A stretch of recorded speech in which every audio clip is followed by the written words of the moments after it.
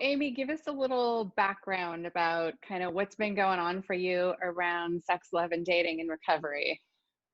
What are those things? First of all, that's my first question because I don't even remember. It's been that long. So my book ended with me in this really happy relationship, and everyone's like, "I love the happy ending, yay!" And like every time they write to me and they read the book, they're like, "What happened to Bradley?" And I'm gonna have to be like, "He dumped me," and then like I totally get triggered and cry. But I've done a lot of work around it. I have been celibate for 3 years. I mean, it's not like hot or cool or whatever, but um, I find that I am attracted to emotionally unavailable people over and over and over again. And I see the flags, and I still think that I'm going to change them, or I'm special, or blah, they're going to come around. I had one sexual interaction with someone, and the person was very, very emotionally unavailable and told me that up front. Was like, I haven't been in a relationship for a really long time. Like, it's not really my thing. Like, I've got too much going on. And of course, that didn't put me off at all. That's the last thing. The only sexual contact I've had was with that person in September and November of last year. I mean, I hate to use labels, but like after my breakup, I really shut down sexually. So I'm either completely shut down sexually and kind of sexually anorexic and not masturbating and like if someone comes at me sexually, I get really, really tight and weird. You know what I mean? Or else with that one person that I had an interaction with, I was like completely over the top. Like if I was like completely inappropriate. People are like, like now I'm in business and my partner's like, it's like dating. You don't be too aggressive. I'm like, have you seen me in dating? Like, I'm totally aggressive. Like, I'm the worst. So, I've just kind of withdrawn. I'm Okay. like working on work, and now it's COVID, and like, my gynecologist was like, hey, like, are you sexually active? I'm like, is anybody? Like, you fucking hello? And other people are like, well, what else is there to do? But I'm not, because I don't have a boyfriend or a partner, and I'm paranoid too about COVID because I'm old. I'm serious. Like, I don't want that shit. You know what I mean? Right on. People are like, my sponsor was like, you can fuck, you just have to wear a mask. I'm like, wow, that sounds intimate. Like, that sounds like some weird, creepy sexual, like, addiction shit I did. You know what I mean? Where people were like, kissing's too intimate, but I'll fuck you. And I was like, yeah, I'm gonna pass. So I just have withdrawn. I don't know how to meet people. I think people also, they can read everything about my book from me in my book, and I think that gives them a very specific idea of who they think I am, which is weird. Like, they know my sexual history, they know my psychiatric history, that book came out, I was 3 years sober. I'm 7.5 years sober. I'm a completely different person. So you know what I mean? Like, so that's kind of where I'm at. Like, there's just nothing happening. And I'm kind of like, well, do I marry my cat soon? Do I go to Bali and marry my cat, Colonel Puff Puff? Like, am I going to be alone forever? I'm just, it's something that I try not to think about because it's depressing. And the people that are like really after me are like 22-year-old fans that are like in prison. And I'm like, okay. Yeah. So I would like to understand why why I don't value myself enough that when someone doesn't treat me the way that I should be treated, I'm like, sayonara, you know what I mean? Like, I'm out. Right. Yeah. I mean, I feel like the good news is you've done so much work already, and look at how far you've come from where you were, pre-sobriety to now. Like, what an amazing leap Right. forward, you know? And if all of that is possible, there's, then there's so much more that's possible as well. Right. Right. And so the short answer is the same as the short answer for most things in recovery, which is do the work, right? But Right. what is it? What's the work? Right. What is the work for this? You know Exactly. what I mean? Like, how do you change who you're attracted to? Like, I have a magnet. I won't even know who that person is. And I'm like, I like them. And then, of course, they're always like an actor or a comic, and I'm like, you know what I mean?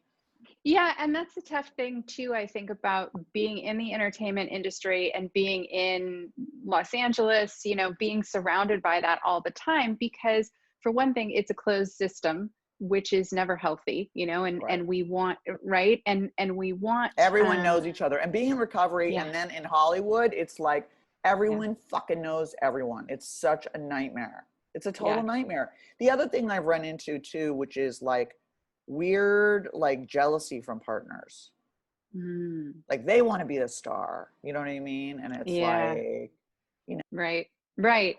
And there's, I mean, the truth is there's so much that you can do around this. And there's so many, you know, there's a lot of different things that you brought up. Um, and, you know, so, okay, where should we begin? You know, the thing underneath all of it, which you have so much awareness, Amy, like that, and that's huge and super, actually really, really beautiful and really and touching. so painful. I mean, I but that's the know. shitty part. Like kind of knowing and then not being able to change it. I mean, that was what the same thing as when I was an addict. You Yeah. know, I totally knew and could do nothing about it. Right. You know, it's awful. Right. But honestly, today's the day that changes. And I say that Woo! because woo because you're here, you know, because you showed up for this call, Right. I right? woke up. So yeah, so okay. So where can we begin? I feel like one thing that kind of kept coming up when you were talking is this idea of like I see it, but I'm painting the red flags white, basically. Does Totally. that sound accurate? Yeah. Okay. Absolutely. Hmm. Okay. I So see it right how in the very beginning. You know what I mean? And I'm like, I should just be like, bye. And it's like, you know, and I have a really hard time doing that. You know, and I walking make jokes away. about it all the time. I'm like, you know, I mean, like, so I see it, but you know, you can get when you get so many mixed messages from somebody and they give you something and then you're like, yay, and you get so excited, you get that dopamine rush. I mean, I'm a total sex and love addict forever. Like that just, and I'm a huge romantic too. So it's like, you know, so when I Which is get the that same shot, thing, by the way. yeah, it's like, yeah, and it's like, so when I get that shot of whatever, like I get really excited. It's real, and then like it's confused. It's I find the mixed messages really confusing, Right. They you are. know.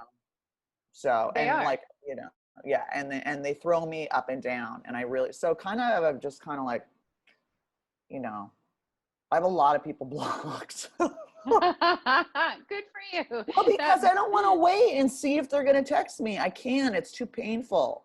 I just mhm. can't do it. I Mhm. can't do it.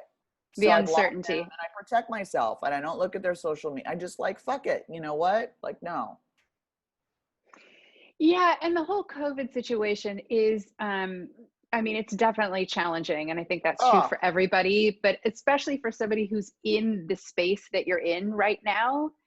But I wonder, like, what if this is actually an opportunity for you to do the work that you need to do? Because you and I both know it's an inside job.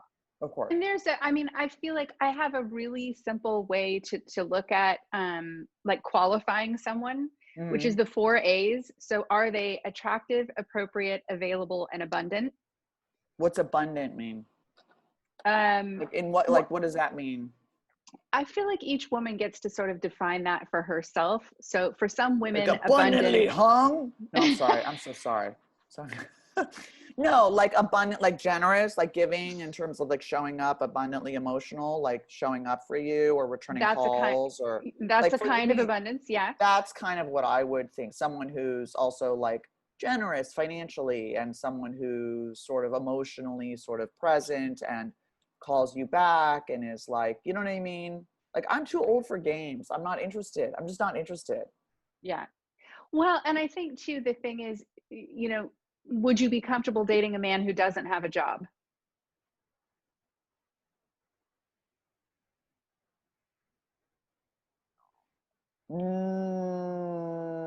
If they have like money, no, not really. I have to say, not really. I've done that before, and I ended up paying for everything, and I just, I've been the person who's paid for everything, and I've also been the person who's been paid for, and neither of those dynamics are terrific. They Right. all lead to resentment and weird power struggles, and you know what I mean? I think both people need to be sort of financially independent and working and doing their own thing. No. Great. Really super clear for yourself, like Mm, writing it down, like here's what abundant looks like for me, here's what appropriate looks like for me. he's right. he's not 22, he's close to my age. Yeah. Here's what attractive looks like for me, and someone who's available. And it sounds like Uh, has been the big, yeah, this is the big yeah. sticking point for you, is like someone who's available. And define available, like what's available to you?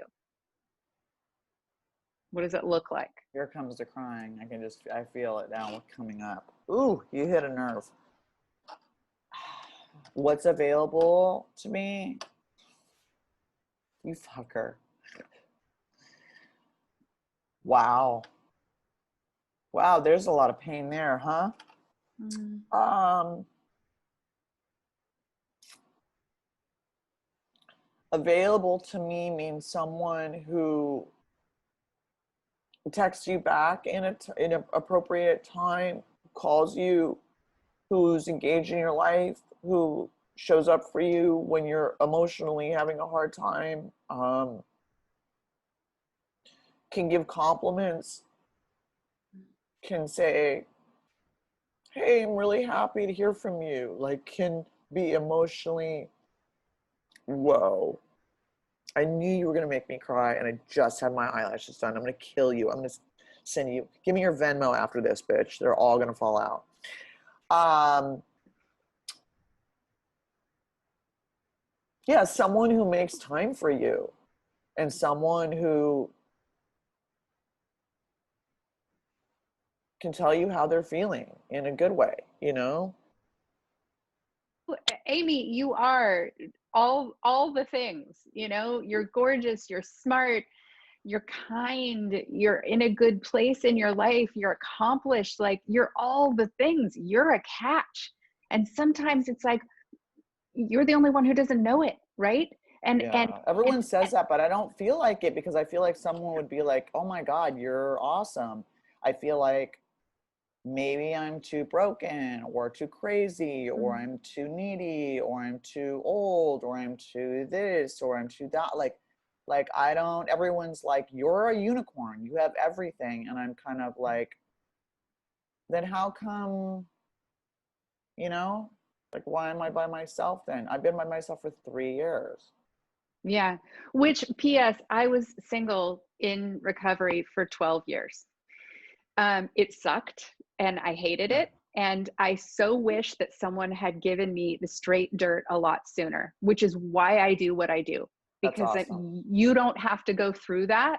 Yeah. Um, and so I'm telling you that, it's that when that red flag comes up, being willing to talk about it, to call somebody and say, here's the thing that's happening. And because you don't want to tell Tell anybody. them. Yeah, well, me. In this case, it's going to be me, because Oh, because okay. I I'm was gonna I'm say, tell coaching the you. fucking guy, be like, listen, like I was No, like, oh my God. no, no, no. Well, what And happens to me is when I like someone is I'll sit on a bunch of feelings and pretend it's okay and I'm really nice and I'm really nice. And then I explode. do you meditate? No, but I should. I stopped because I felt too good. Isn't that alcoholic? Ah, It's love so you. right. How So great is that? cute. It's like I'm feeling really too good, so I'm gonna stop. It's so alcoholic. It's such a joke. I That's know. pretty Like, cute. well, if I'm not in pain, well, I won't be able to write. Well, what happens to me is if I'm very much, I have to do something every day. If I drop a day, it's out. Then I completely, you know what I mean? Okay. I'm very addictive that way, and I have to stay very disciplined. Working out, same thing. Like I quit vaping because I was just like, I can't do anything sort of like, I have to stick to it every day. If I give myself one day off, it disappears. Yeah. Yeah. Yeah. No, Consistency is I don't important. meditate anymore, and I Okay. should. And I have a mantra, and I study TM, and the whole thing. There's like no excuse. Okay. Because that's part of the developing the self-esteem, which is also, what it takes in order to be able to make the phone call and not paint the red flag white, Right. is that, wait, and you can kind of think it through like you would with a drink, where it's like, okay, if I let this guy come over at 10 p.m. on a Tuesday to watch a movie, what's going to happen? We're Right. going to at least make out. It's going to go further than I want it to. Right. I'm going to feel bad because I didn't honor my boundary. And then I'm going to get all obsessed with him. And then he's Right. not going to show up the way I want him to. And then I'm heartbroken again. Do I want that for myself, or do I want to do Right. it different this time?